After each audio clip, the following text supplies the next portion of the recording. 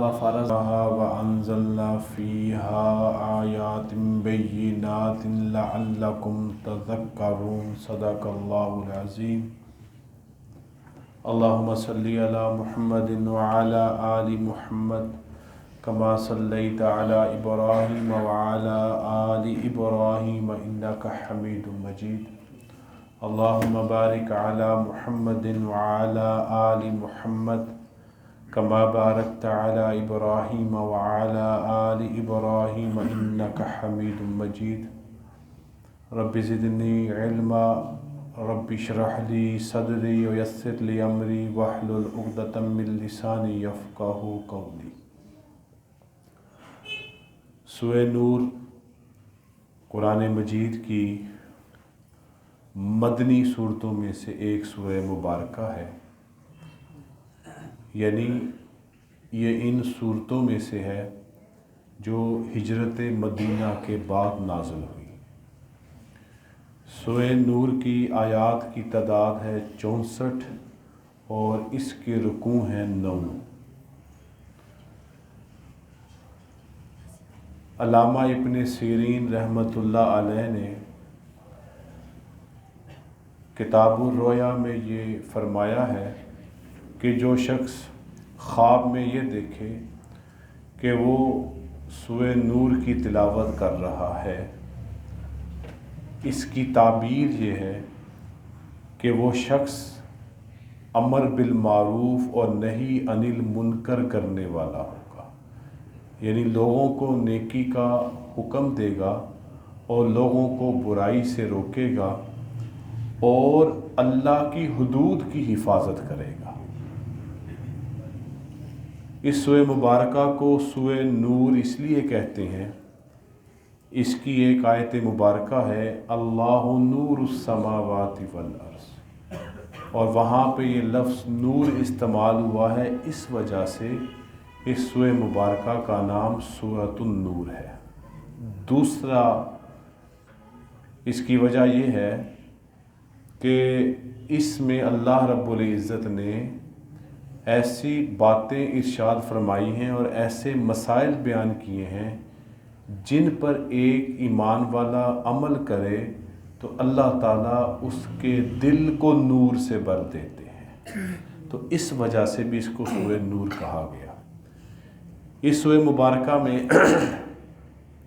زیادہ تر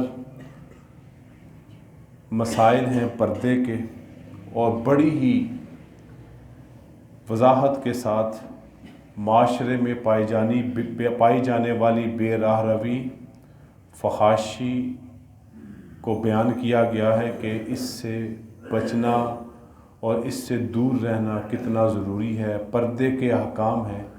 اور اسی سورہ مبارکہ میں حضرت عائشہ رضی اللہ تعالی عنہا پر جب تہمت لگائی گئی تو ان کی پاک دامنی اسی سورہ مبارکہ میں بیان کی گئی ہے.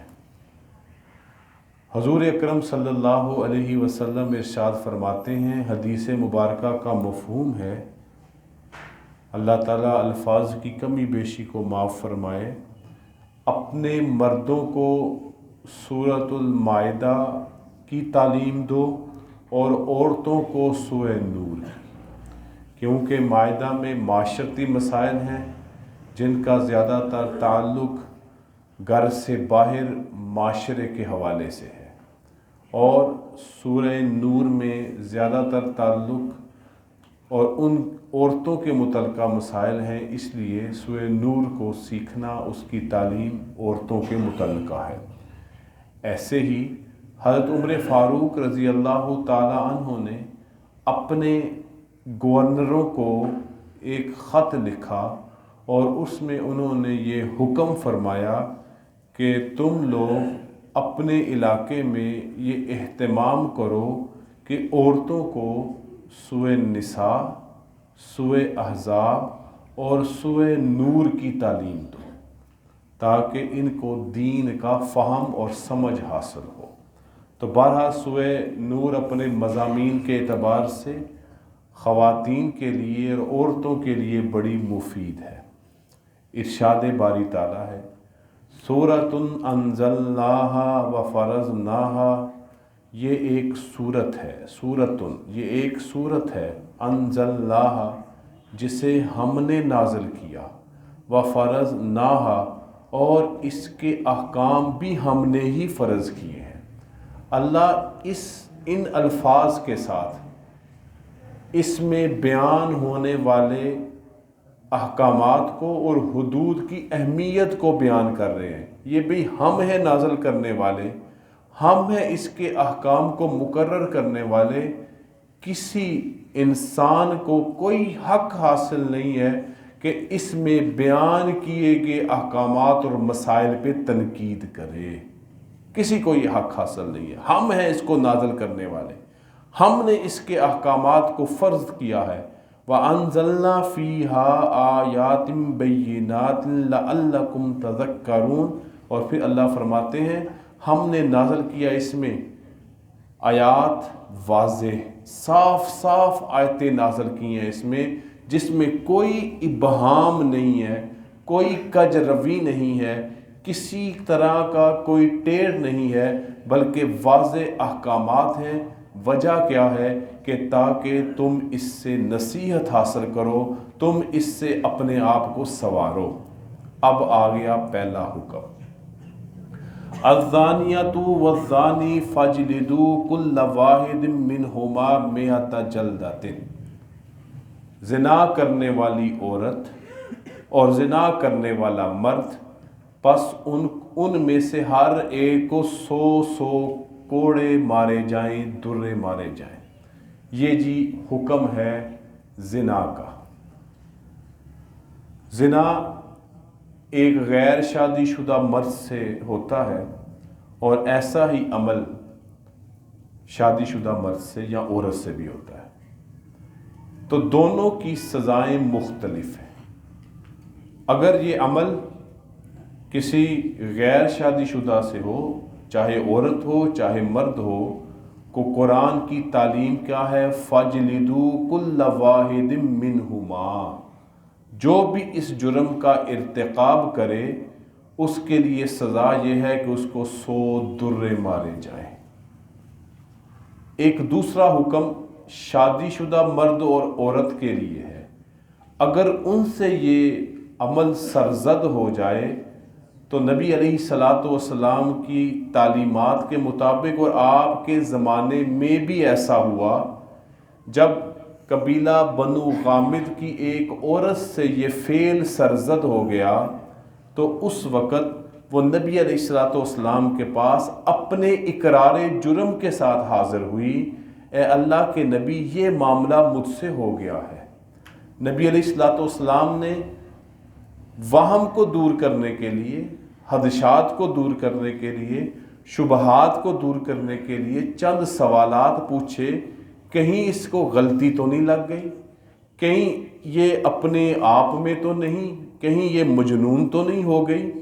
اس نے جب پورا اقرار کیا اور ساتھ میں یہ بھی بتایا کہ میں اس وقت امید سے بھی ہوں اس عمل بد کی وجہ سے، آپ نے فرمایا سزا تو تجھ پر ہے، اس کا کیا قصور؟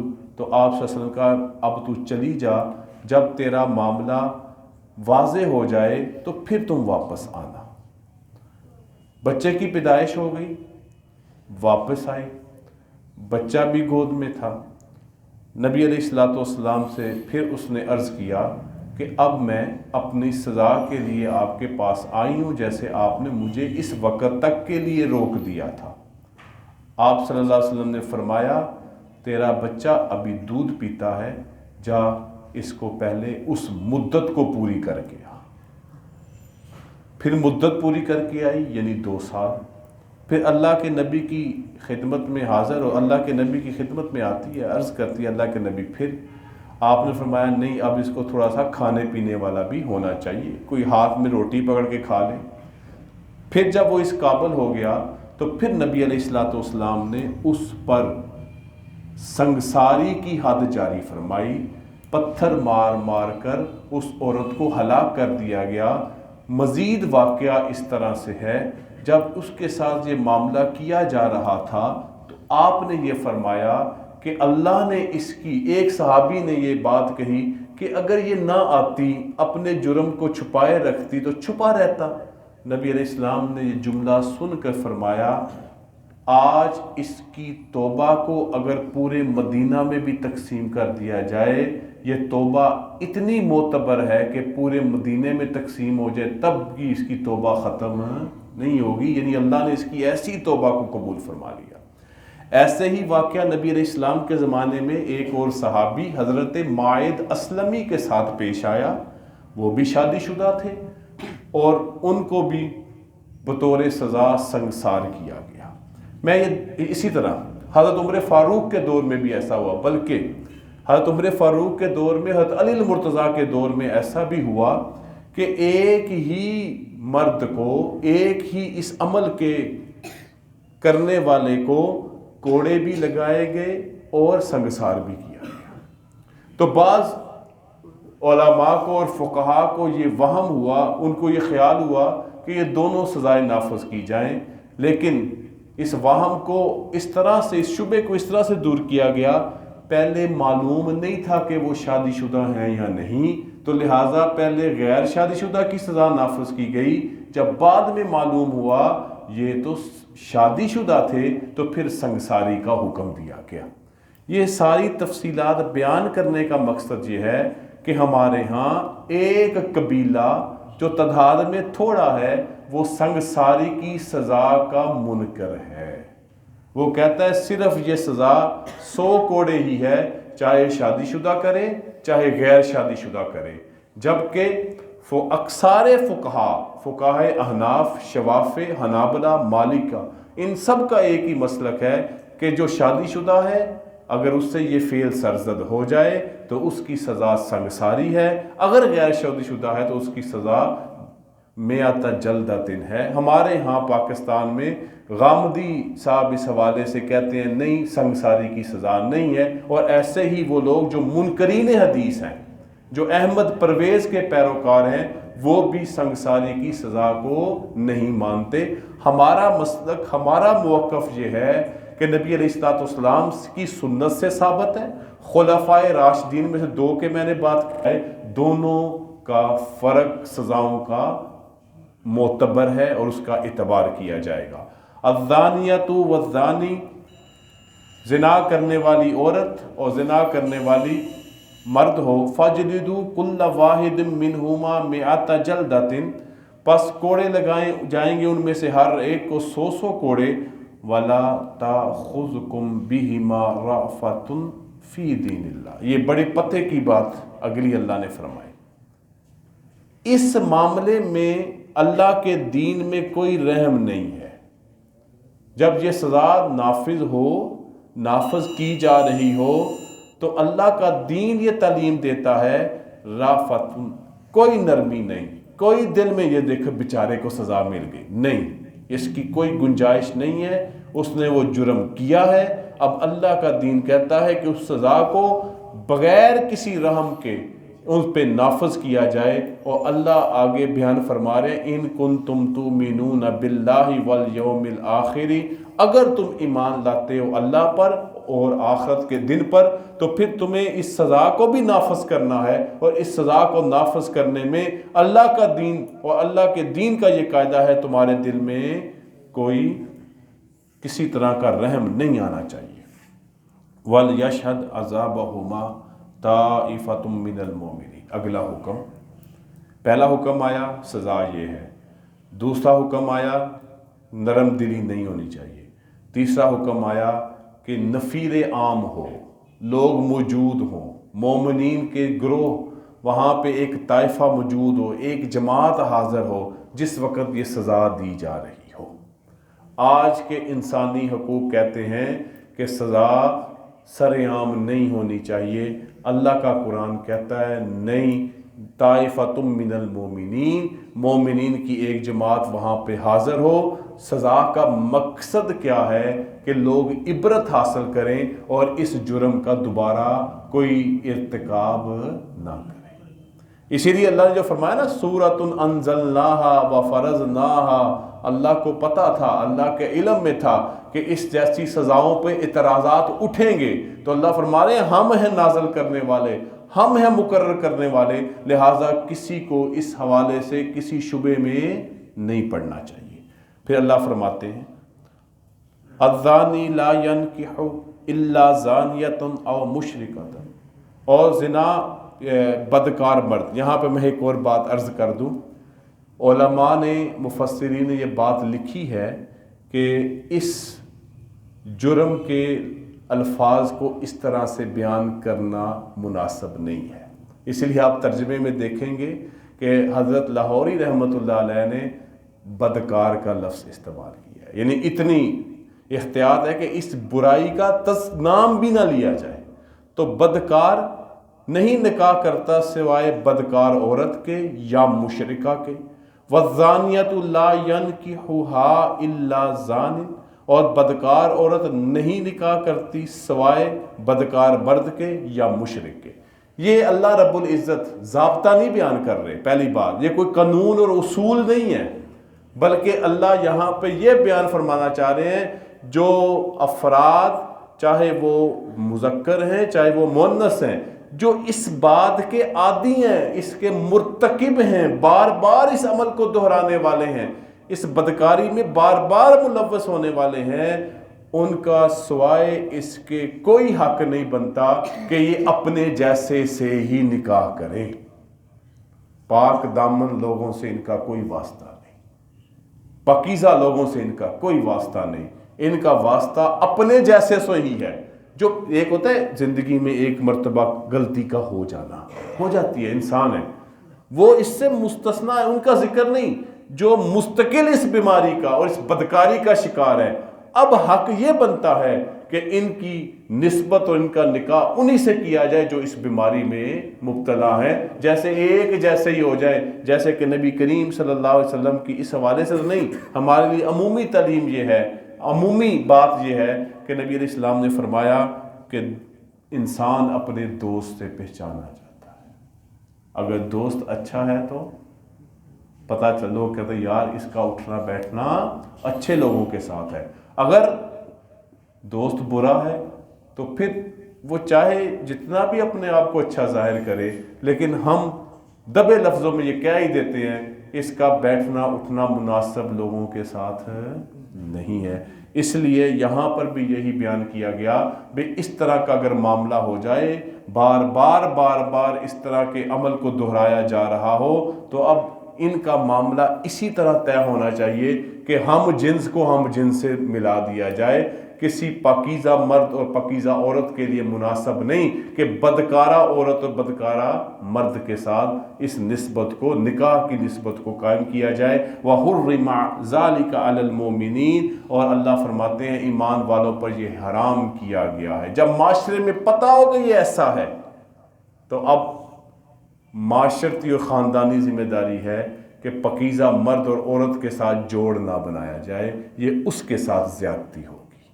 والذین یرمون المحصنات، اور وہ لوگ جو پاک دامن عورتوں پر تہمت لگاتے ہیں، ثم لم یاتوا، پھر وہ نہیں لاتے، باربعۃ شہداء، 4 گواہ نہیں لاتے، انہوں نے کسی اور پر الزام لگا دیا کہ یہ عورت بدکارہ ہے، ان کے پاس 4 گواہ نہیں ہیں۔ یہ اللہ تعالیٰ اب عصمت کو، عفت کو بیان کر رہے ہیں کہ خام خواہ بلا وجہ، یہ تو ایک بڑا معاملہ اللہ نے بیان کیا کہ کسی عورت پر بدکاری کا الزام لگانا بغیر گواہوں کے، یہ انتہائی کبیح فعل ہے۔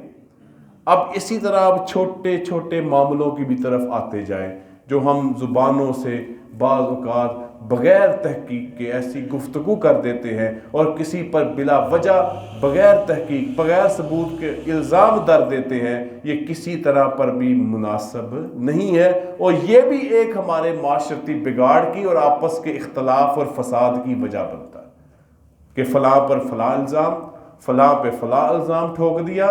اور یہاں پہ تو اللہ فرما رہے ہیں کہ اگر کسی پاک دامن عورت پر کوئی بدکاری کا الزام لگاتا ہے، گواہ اس کے پاس 4 نہیں ہیں کہ بدکاری کا انہوں نے فعل دیکھا ہو، اللہ فرماتے ہیں فَجْلِدُوهُمْ، پس ان کو کوڑے لگائے جائیں، 80 جلدتاً، 80 کوڑے.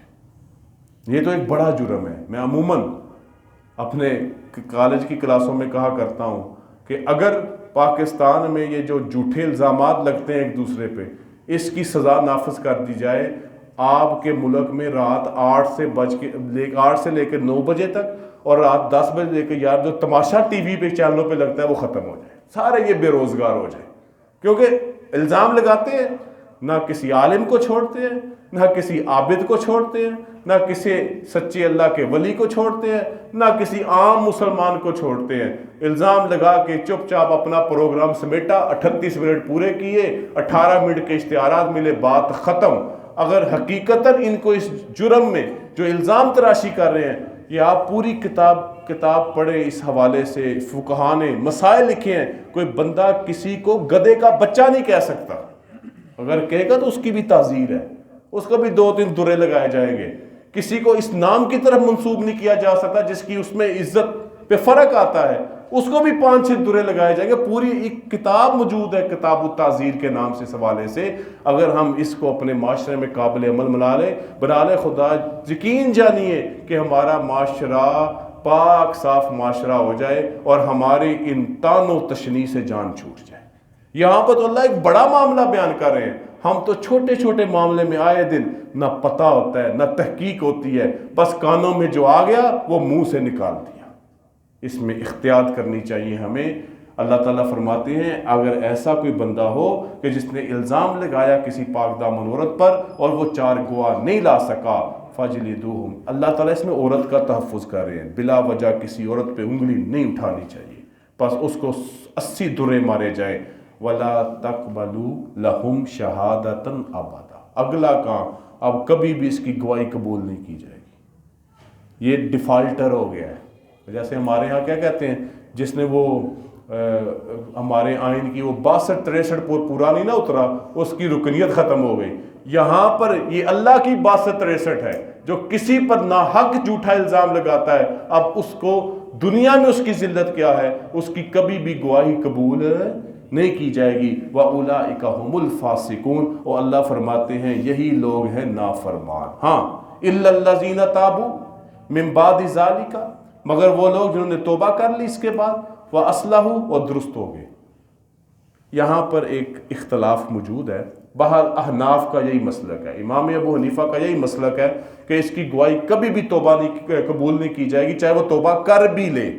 امام شافعی امام مالک کا مسلک ہے اگر اس نے توبہ سچی کر لی ہے تو گواہی کو قبول کر لیا جائے. امام ابو حنیفہ فرماتے ہیں اس کی اللہ کے ہاں توبہ تو قبول ہو گئی، لیکن دنیا میں اب کبھی بھی اس کی گواہی قبول نہیں ہوگی، چاہے وہ توبہ بھی کر لے، اپنے آپ کو درست بھی کر لے. اللہ تعالیٰ کتنا زیادہ اس حوالے سے عورت کی عفت اور اس کی عصمت کے حوالے سے حساس ہے کہ کوئی مرد بلا وجہ کسی عورت پر اس طرح کی الزام تراشی نہ کرے. فَإِنَّ اللَّهَ غَفُورٌ الرحیم. آخرت کے اعتبار سے بے شک اللہ تعالیٰ غفور بھی ہے اور رحم کرنے والا بھی ہے. اللہ تعالیٰ ہمیں قرآن مجید کی ایک ایک آیت اور ایک ایک حکم پر عمل کرنے کی توفیق عطا فرمائے. وآخر دعوانا الحمدللہ رب العالمین، والصلاة والسلام علی رسولہ الکریم. ربنا آتنا فی الدنیا حسنۃ وفی الآخرۃ حسنۃ وقنا عذاب النار. ربنا لا تزغ قلوبنا بعد إذ هديتنا وهب لنا من لدنك رحمة إنك أنت الوهاب. یا رب العالمین ہم سب پہ کرم فرما، فضل فرما، رحم فرما. ہر قسم کے چھوٹے بڑے کبیرہ صغیرہ ہر قسم کے گناہوں کو معاف فرما، ہر قسم کی غلطیوں کوتاہیوں کو درگزر فرما. یا رب العالمین ہر قسم کے برے اعمال سے محفوظ فرما، اعمال صالحہ کرنے کی توفیق نصیب فرما، اعمال صالحہ کرنے والوں کا ساتھ دینے کی توفیق نصیب فرما. یا رب العالمین جتنے بھی مسلمان بیمار ہیں سب کو شفا عطا فرما، جتنے بھی فوت ہو چکے ہیں یا اللہ سب کی بخشش و مغفرت فرما. جتنے بھی زندہ ہیں یا اللہ ہر فتنے سے، آزمائش سے، مصیبت، بیماری، بلا، وبا سے حفاظت فرما. خصوصاً ہم سب کے ایمان کی حفاظت فرما، ہم سب کے ایمان کی حفاظت فرما. ربنا تقبل منا انک انت السمیع العلیم وتب علینا انک انت التواب الرحیم. وصلی اللہ تعالی علی خیر خلقہ محمد وعلی آلہ واصحابہ وازواجہ وبناتہ اجمعین برحمتک یا ارحم الراحمین.